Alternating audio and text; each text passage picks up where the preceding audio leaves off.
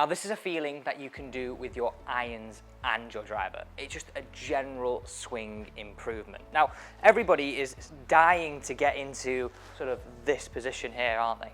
Like you're trying it, maybe tried sort of placing it there, you've tried starting from the ground up, you've tried all sorts of ways. But I want you to think about it this way and just think about the relationship of this gap. Now, I'm going to get rid of my golf club to start with, and I want you just to follow this process. If you want this to last in your game and come in, you've got to follow it this way. Now, I want you to get the feeling first off. You're going to hook your left hand under your right elbow. Okay? This is going to get the feeling of, as we start down, let's feel as though we're pulling that right elbow in front of us. Now, you'll notice as I do this, look what's happening. I'm starting to make this motion.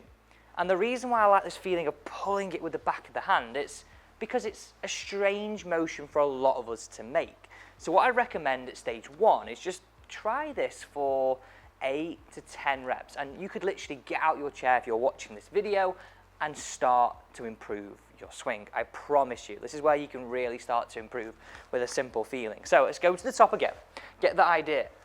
Feeling as though I'm pulling this across me.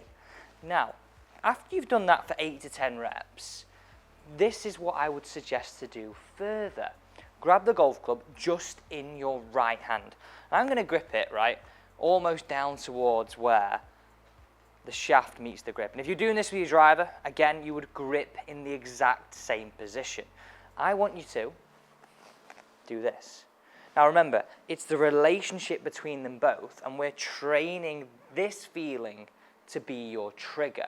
I want you to really forget about the ground up aspect right now. I think a lot of people, because they don't have their arms organized, that does a lot more damage than it does good.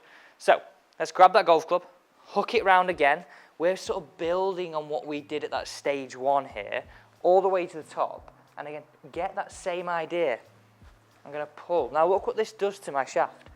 And look what this does to this feeling of working the arm in front. Okay? Now there's one key element we've forgotten about here. If you're shallowing the club, you've got to strengthen the face. And right at the end of the video, I'll give you a feeling to bring that in. But right now, let's concentrate on that shallowing.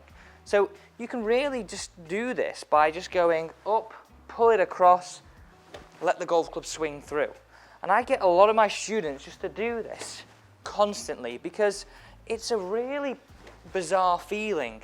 A lot of people, when I video them, they feel like the club is down here. And the reality is, it is just on plane. So once you've got the feeling of that, again, really take your time with it, 8 to 10 reps. We're at the point of the season now where we're really trying to upgrade our game, ready for the start of the season around April time. So this feeling, and let it swing through. Stage 1, stage 2, completed. Now, just watch this. I'm going to hit them away, then I'll tell you the feeling that I use from stage 1 and stage 2 in my game. Right, just watch this flying. You're going to notice the ball fly higher, fly longer. Now, I'm going to say, right, this is with a 4-iron. Now, probably a lot of us don't even carry a 4-iron, but this is when you're going to get confidence in those longer irons and your driver. That's just carried 200 yards, finished 218.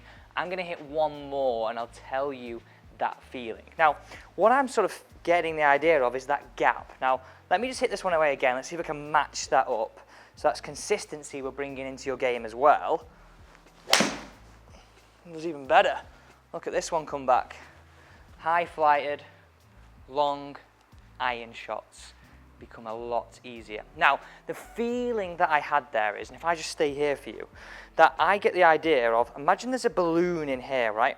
I'm not trying to stab the balloon with my right elbow, but I'm trying to apply more pressure with my right elbow than my left. So that's that move. And that's honestly all I think about to start the downswing. Because if I do that throwing a ball, automatically the rest of my body starts to move. It's not going to stay static. It's going to move through, isn't it? Honestly, you will start to do a lot more things automatically by getting the shaft working a little bit more on plane. So I imagine top of the backswing, there's that balloon in here, and I'm trying to gently apply a little bit of pressure from the right hand side. Now, I mentioned there's one fatal error a lot of us fall into. If we learn to shallow the club, we don't want to leave that face wide open. A lot of people do that. So the idea I would bring into stage 2 and stage 3, just going back a little bit here, would be to, as I'm pulling that across us, I'm trying to make sure my club face is more matching my spine. It's not laid back here, it's trying to be more in that position. So it really feels as I'm putting the pressure, watch my wrist there, putting pressure down on the golf ball. It's not here, it's down on the golf ball. So a little bonus just to add there, to shallow the club, you've got to strengthen the face. That's a simple way that you're going to start to move the club way better.